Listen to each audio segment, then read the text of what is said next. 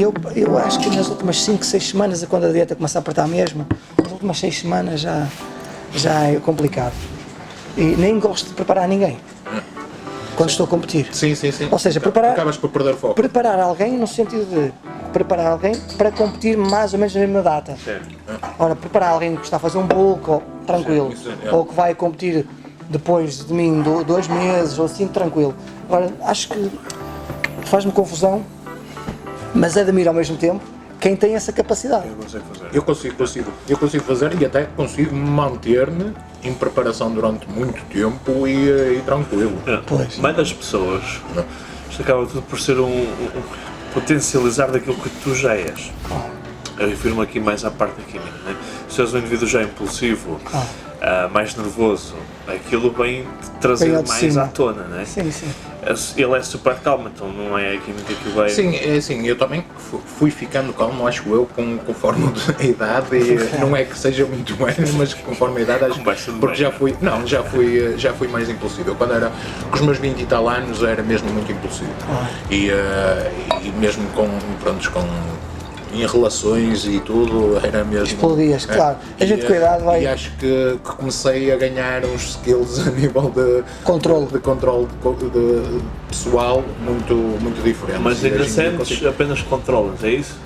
sinto, controlo e percebo o porquê de estar a sentir aquilo. Estás a perceber? Ou seja, não deixo que isso me afete porque sei de onde vem. É mais por aí. E tu? Mas não vou dizer que não fico mais em baixo, mais nervoso, mais... Claro que fico, isso fico. É a minha opinião pessoal.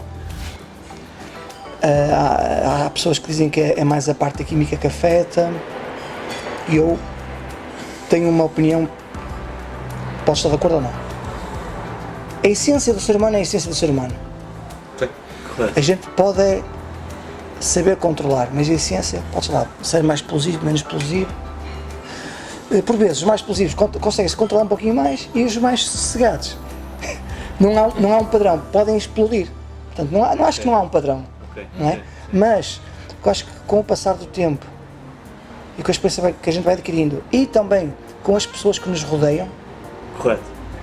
a gente consegue ajustar e ficar mais calmo nas preparações. Porque se tu estiveres com alguém que não entende o teu estado de espírito no momento, pá, imagina, se estiveres com alguém do teu lado, um namorado ou esposa, que não entenda a parte, ou familiar que está, que não entenda a parte mais frágil que tu estás, quer seja da dieta, quer seja da química, discussão não é certa. Claro. Portanto, as pessoas têm que... Ok, depois quando passaste a fase a gente conversa com mais calma. E mesmo as pessoas que te rodeiam, amigos, olha, mas deixa lá isso, pá, já estás numa fase de competição, pá, e estás-te a matar, vem uma pessoa, olha, mas o que é que se passa contigo? Estás com alguma doença? Estás com um problema? Estás tão magro? Pá, isso todos os dias. E há pessoas que fazem a mesma pergunta todos os dias. E estás sempre a comer uma boa coisa, e estás... Pá, isso para quem está em... Mais família, não? A família, no meu caso não, porque eles entendem, felizmente, entendem. Mas, pá, as pessoas, imaginam, nós entramos num ginásio, Pois. vem outro, amigos que não vêm há muito tempo e que não são do meio, pá, e mesmo a malta que é do meio, por vezes é um bocadinho chato. O que eu costumo dizer, atletas meus, amigos que estão em preparação, eu imagino-me na cabeça deles e eu, principalmente na parte final, só digo, o que tu precisares eu estou aqui, e não falo muito. Se vês que a pessoa mais está no recanto dela, eu deixo estar. Mesmo que os atletas a mesma coisa, porque eu sei o que é estar ali, entendes? Uma coisa é tu dizes assim, epá, deve ser lixado, está em dieta, pois, mas a outra coisa é tu sabes que é lixado, mas passares pelo processo. E aí eu, pá, às vezes tem atletas que me respondem mal, e eu, ok, isto não é normal dele, é aquela situação, percebes? E eu tento na boa. Não colocas em travão? Sim, depende do mal quanto, ok? Depende do quanto o mal é. Porque se começam a sentir confortáveis sim, para não. fazer, Claro. Mas cada há sempre um limite, não é? Mas há aquela... Deixe-se ser flexível dentro dos parâmetros normais. Eu sou um bocadinho mais flexível, a pessoa não está tão sorridente. Obrigado. Mas eu tento ser mais flexível nesse sentido, porque sei o que é passar por esse processo. E nós sabemos que as pessoas que estão no nosso meio não têm culpa, mas pá, às vezes não há como evitar. Em relação ao mal-estar, eu acho que no meu caso tem mais a ver com a baixa de hidratos do que propriamente com a química. Porque a maior parte do pessoal associa o sentido de quando estás na parte final, nas 5, 6 semanas, normalmente há mudança, não quer dizer que seja obrigatório, mas há uma mudança no protocolo. Certo. Não é? Sim, Muito falado na trembolona, etc. Agora, por incrível que pareça, também é nesse preciso momento que normalmente a dieta começa a afinar ainda mais. Agora, eu coloco uma questão: será que o problema em si é só daquela determinada substância chamada trembolona, ou é isso, mas é associado ao corte dos hidratos de carbono? Há uma hipótese que a gente tem que fazer aqui. Os dois terão. Também sou de acordo. É fazer o seguinte: fazer um bulk.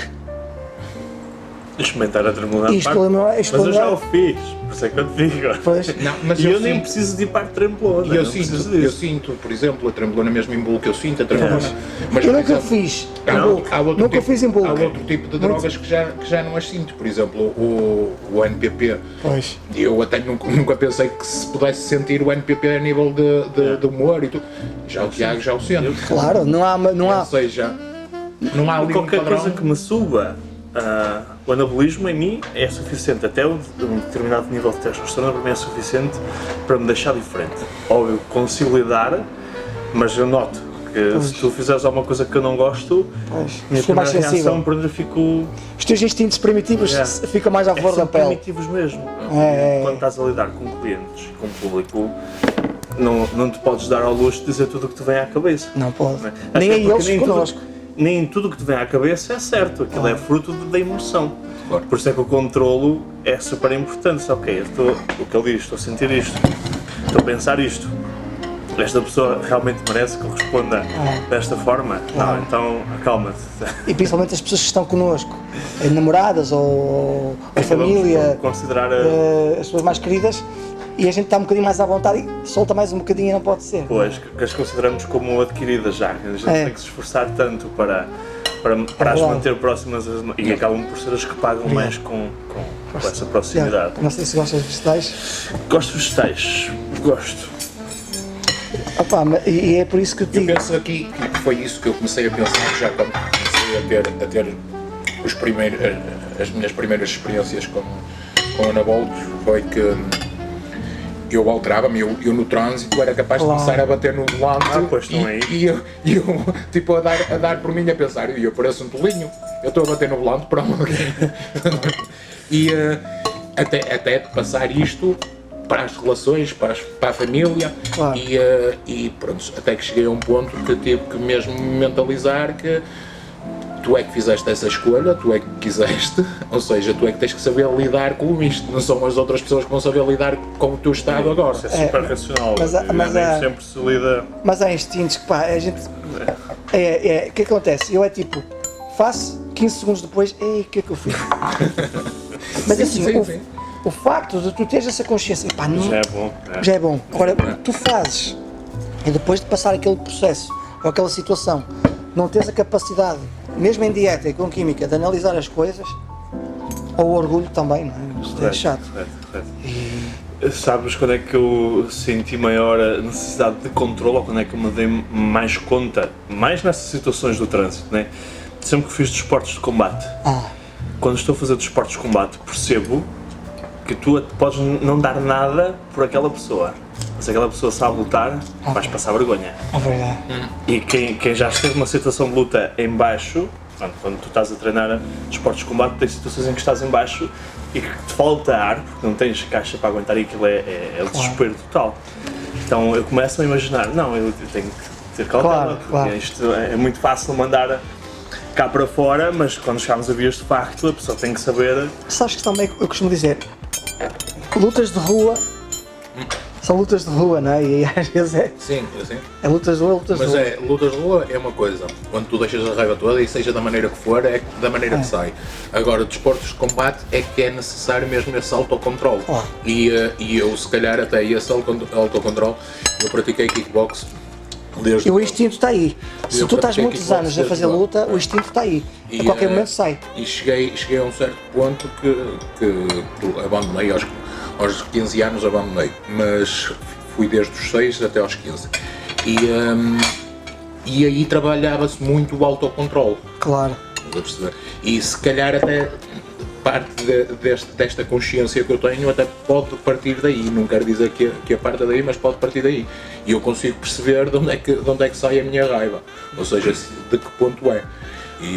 Mas será a raiva benéfica para quem está numa luta? Eu não acho que não. Não, eu também não. Acho que não se Depois tira de a partir ver o que disso. já vi e saber mínimas noções de luta, a raiva é um ponto contra ti. É um ponto Sem dúvida, sem dúvida. Quanto mais calmo tiveres, mais consegues perceber o que se está a passar. É engraçado que eu, estes dias, tenho. Eu consumo muito YouTube. Sou muito consumidor de YouTube, mas bons canais. Eu tenho acompanhado, eu acho que se chama Teddy Hall, que ele foi. Fez parte da equipa do Mike Tyson. Ele treinava com o Mike Tyson, não era treinador, mas porque o treinador do Mike Tyson acho que chamava-se Coisa da Mata, não é? É um senhor de idade, pronto, não interessa. E ele fazia, acho que era plastron com o Mike Tyson. Eu estou a acompanhar esse senhor. E a malta da luta, principalmente os treinadores, tem muita psicologia, muita mesmo. Além da técnica, o que vai marcar a diferença é a parte psicológica depois. Claro, porque a técnica é a técnica. Acho que não há grandes segredos. Tá, ok, tens que ser perspicaz e avaliar o. E tem que haver um dom também. Um dom, exatamente, um dom. Mas depois, lá está, é isso que eu vou ter em conta, que tu disseste agora, o dom da psicologia. Que eu não estou psicologia, Sim. mas a maneira dele falar. Mas isso também se aplica a nós. Exato, por isso é que eu estou a ver o homem. Por isso que eu estou a ver o homem. Há uma parte que esse senhor, o atleta dele, estava num round um bocadinho aflitivo, ele tinha que finalizar mesmo. Ele disse: pá, nós somos bombeiros, nós estamos sempre debaixo do fogo. O fogo é o nosso habitat natural, é tensão, portanto, vai ali e faz o melhor que tens que fazer. Tá, o homem, tens que seguir. Há coisas muito porreiras. E eu gosto do que seja a nível de psicologia, e cada vez mais a parte psicológica eu associo ao bodybuilding e a tudo. A tudo. A tudo. É tudo, porque o que manda ali é a cabeça. É impossível dissociar Na alta o competição. corpo da cabeça. Não há da mente. hipótese. É impossível. E tu vês como é que às vezes até o próprio psicológico é o maior inimigo da pessoa que se está a preparar. Né? Quando eles começam a bater mal, a comparar-se com outros. Então as 6 semanas, já estão todos prontos, eu não estou. Aquilo começa a jogar negativamente contra eles. Eu muitas das vezes eu penso que é mesmo unicamente o psicológico que bota abaixo muito o atleta, porque o psicológico manda em tudo, até no teu autocontrole, seja ele de fugir à dieta ou não, seja ele de manteres, ou seja, se formos chegar ao fundo da questão, será sempre o psicológico que manda no restante. Olha, o que mais me atrapalha numa preparação a mim e eu como atleta não é a disciplina, não é o não ter cheat meal. Por mim posso fazer uma dieta seguida 3, 4 meses, 5 meses sem cheat meal, não há problema nenhum. É o mal-estar que aquilo me causa a nível psíquico. Tipo, sempre mal-estar, um bocadinho mal-humorado, só isso. Porque Sim. a dieta em si é o que tem que ser feito. Sim. Eu vejo As coisas são o que são, é o que tem exatamente que a ser dieta feito. dessa mesma maneira. E também a malta, porque nem falar em cheat meals, hoje em dia a malta, eu não sou contra os cheat meals, acho que é uma ferramenta que tem que ser usada quando tem que ser usada, como qualquer uma delas, seja na parte da química, também é exatamente a mesma coisa. Há muita, e a comida, há muita malta que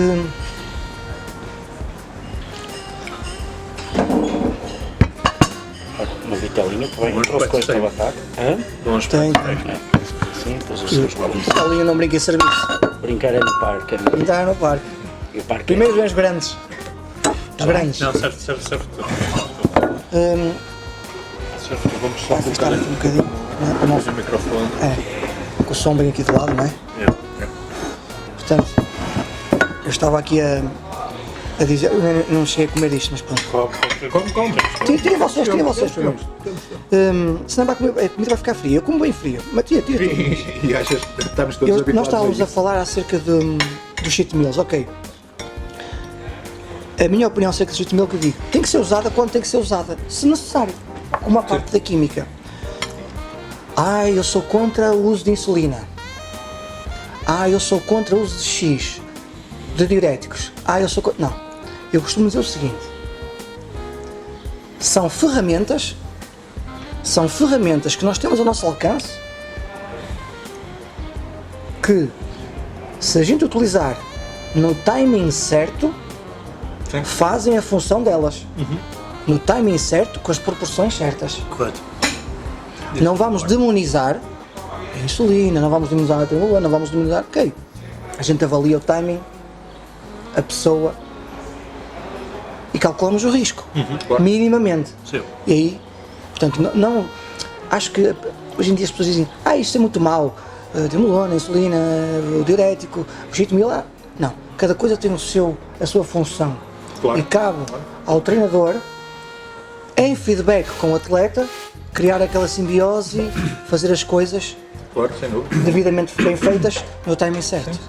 Mas eu concordo contigo, mas é preciso termos muita cautela com a informação que passa. Sabes que eu sempre fui muito apologista de Claro. falar abertamente, mas isso tem um lado negativo, que é quando se normaliza o diurético, quando se normaliza a insulina, a informação errada nas mãos erradas, dá merda.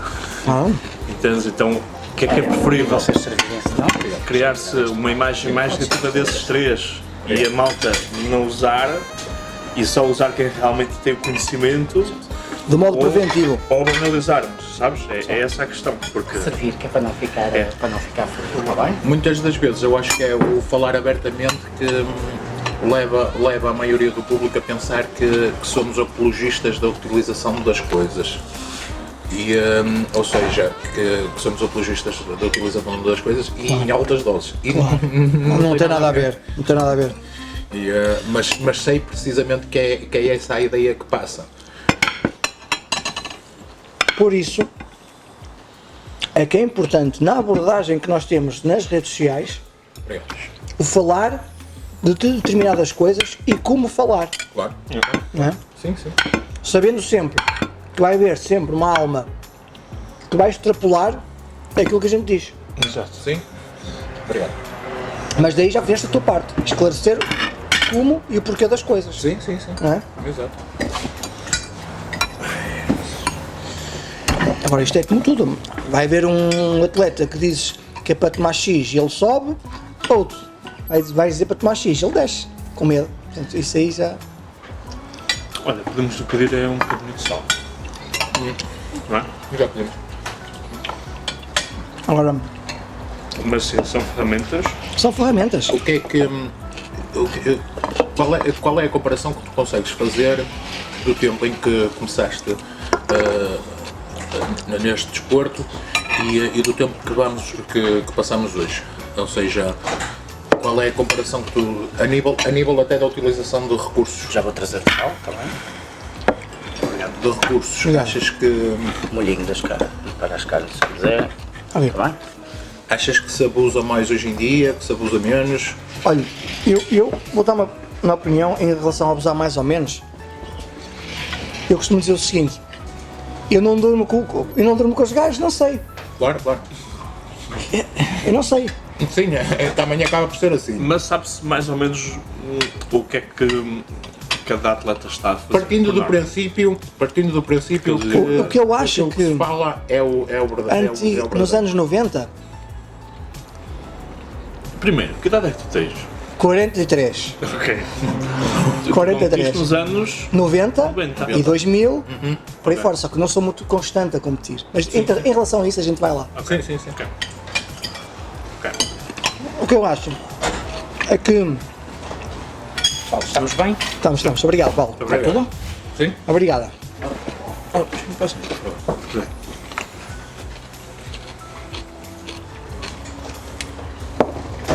Portanto, nos anos 90, pessoal, Não, diga. fazia-se um bocadinho as coisas, um bocadinho à cega, entre aspas, mas não sabias como é que aquilo iria reagir, o timing das coisas. A vantagem é que, apesar de já começar a haver algumas falsificações, as coisas eram um bocadinho mais puras. Ok. E daí, se calhar, eles aparentavam muito. Porquê?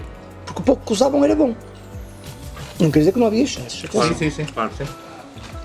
Nós temos relatos de profissionais que eu acredito que eles estejam a falar a verdade, que eles já saíram da parte da competição e acredito que em certo ponto estejam a falar a verdade, que as dosagens eram altas sim, mas para o peso corporal deles, que até é o que tinha que ser, não é? Sim. Tens o Dorian, na época Sim, de 90, e ele veio a público falar sobre as doses que usava. Sim, e, por acaso o Dorian é uma referência que eu tenho. E ele tinha ali um protocolo com a hormona do crescimento que era 16 unidades, 3 vezes por semana. 3 vezes por semana, nem era todos os dias, 3 vezes por semana. E ele, a 16 semanas da prova, cortava tudo o que pudesse aromatizar. Testosterona retirava, era só os testes curtos, masteron, primolan, durante 16 semanas. Que poderia justificar a condição que ele apresentava, né? Mas isso hoje em dia, qualquer pessoa que tenha uma namorada ou que queira manter a sua Sim. função sexual ativa, Pelo menos o mínimo tem que estar lá, não é? Fazer. Para manter a libido ali, não é? Sim. Agora, Mas o old school acho que ia mesmo a esses extremos e não se importava com isso. Olha, o verdadeiro interesse deles era mesmo. de alguma experiência que eu tive, eu e alguns atletas de nome a nível nacional, é como eu te digo, nunca, as doses nunca foram altas, no meu caso. Felizmente ou infelizmente, acho que felizmente foi equilibrado. Um treinador que me marcou imenso foi o Ramon Gonzalez. Foi o que eu acho que evolui mais, foi com ele. Portanto, os protocolos não posso-vos garantir, tem lá em casa tudo a ponto, nada de mais. Em que ano? Em 2003, 2006, Então, 2009, eu comecei com ele em 2017. Já e, foste já, mais à frente. e já era assim muito conservador. sim. Havia muita coisa, mas tudo doses mínimas. Pá, foi o treinador que me marcou mais. Em relação agora aos atuais, ao culturismo atual, eu acho que agora com a moda dos SARMs, dos péptidos, cada vez mais falsificações, uma coisa é certa, eles estão a morrer mais hoje em dia, Era um dos temas que ia trazer. eles estão a morrer mais hoje em dia do que nos anos 90, não é? Era um dos temas que queria trazer. Agora, nos anos 90, devido à pouca informação, podiam extrapolar um bocadinho mais, talvez, mas como também não havia assim tanta informação, o medo podia retrair a malta.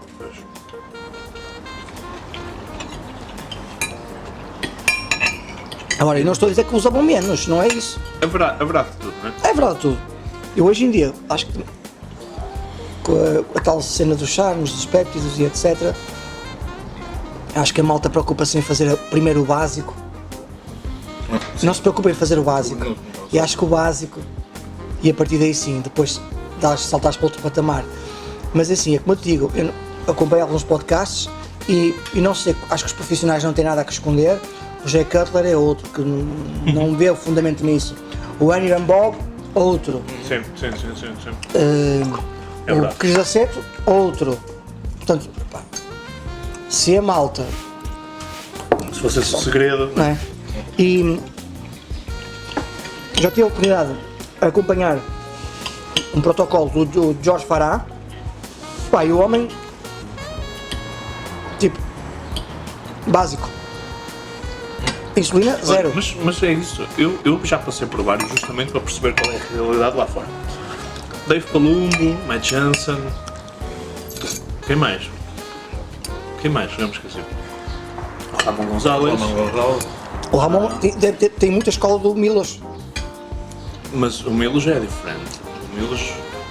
mas tem um bocadinho de escola ali. Houve uma altura que ele preparou na melhor forma de vida dele, acho que foi o que eu estava a preparar. essa realidade que eu tive ao ter esses preparadores lá fora é que é justamente tudo muito controlado, nada a ver com muitas das coisas que eu vi cá em Portugal. Então aí é que tu vês, realmente não é por aqui que haja essa diferença dos atletas portugueses para os internacionais. Em relação a Portugal, e ao que eu tenho visto, e o pessoal comenta acerca das dosagens, vamos tocar aqui num ponto e vamos falar as coisas como elas são. Mistura-se treinador com vendedor. E não pode ser. Sim. Não pode ser. Claro. Sim. O que acontece? Se o protocolo for com dosagem maior, automaticamente o atleta tem que comprar mais doses. Comprando mais doses, eu vou faturar mais. Claro. E não pode ser. Pois. E não pode ser. Não é? Tudo bem que faz parte, não há como esconder que o recurso ergogénico faz parte, mas o que é que as pessoas têm que se aperceber? Não pode ser a todo e qualquer custo. Não pode ser. Tem que ter uma consciência e um padrão.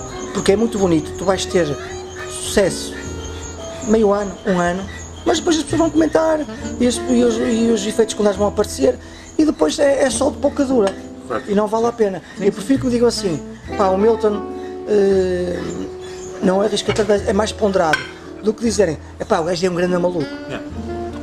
Claro, não, porque as coisas circulam. E depois, os resultados vêm-se no palco também, entendes? Os resultados vêm-se no palco. Tu, para teres a nível nacional, tu para estás no bom shape, não tens que inventar. Não tens, e nós temos provas disso, atletas até conhecemos e atletas até da equipa e tudo, que muitas das pessoas pensam que eles fazem mundos e fundos e estão nos mínimos dos mínimos, claro, para poderem competir. E no entanto apresentam uma condição fenomenal, um tamanho fenomenal e estão nos mínimos dos mínimos. Claro. Tu competias com quanto? Olha, eu nunca competi mais do que 85, 86 quilos. E que altura tens? 1,67 m. Vê. Sim. Tu eras um bom para 212? Sim. Só que o que acontece, em relação à parte competitiva, eu entrei para o ginásio com os meus 16, 17 anos, mas sempre foi o meu objetivo de competir. O meu primeiro treinador foi Maciel, aquele aqui das Caxinas, tinha um ginásio nas Caxinas, ele foi Mr. Norte, e ele é da linhagem dos tempos dourados aqui no Norte, que era o Jorge Break, o César, tinham para aí 8 atletas fantásticos aqui, a nível nacional era uma referência, nos anos 80, meados de 80, o Paulo de Varzim Caxinas era uma referência. Ele é dessa linhagem de Jorge Break, do César, etc. O que acontece? Ele foi o meu primeiro treinador, sempre com o objetivo de competir. Mas eu com 11 anos já fazia o meu ferrinho. 11? Com 11 anos já fazia o meu ferrinho. Depois, não havia ginásio, mas já fazia alguma coisa. Havia lá um ginásio, mas eu não tinha idade na altura. E eu... Mas porquê aos 11? O que é que te levou? Vou-te explicar. Sempre gostei de exercício físico. Só que uma vez a minha avó levou-me à feira, eu à feira com a minha avó, e eu fazia coleção de calendários. E nos calendários estavam lá bodybuilders. Isso é muita atenção. Gaspar, só que na altura não sei os nomes. O Gaspar, Schwarzenegger, Lee Haney, nessa malta. E eu vi isso, isto é altamente. Entretanto, Sim. tudo bem, obrigado. Mais um bocadinho. Vai ser suficiente. Se quiserem, peçam. Para já. Não, para já. Depois também se for preciso. Tá bom. Obrigado. Entretanto, fiquei com o bichinho na cabeça. E depois, a minha mãe no Natal, vocês lembram-se do He-Man? Sim. Antes tinha uns bonequinhos que vendia numa loja, numa tabacaria, e pedi, mãe, que no Natal queria só esses bonequinhos musculados. E pronto, foi assim. Entretanto, fui treinando, umas barras de ferro.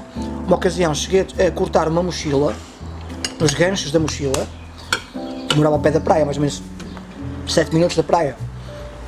Fui à praia buscar um saco de areia para aí com 10 kg, mais ou menos. Enchi, pedi à minha avó para fazer um saco de ganga, meti o saco de plástico dentro do saco de ganga, ela costurou e meti os feixes, mas miúdas usam as candeleiras agora, só com um saco de 10 kg. E fazia extensora, deitava-me, fazia flexora, 11, 12 anos fazia isso. e com os ferros.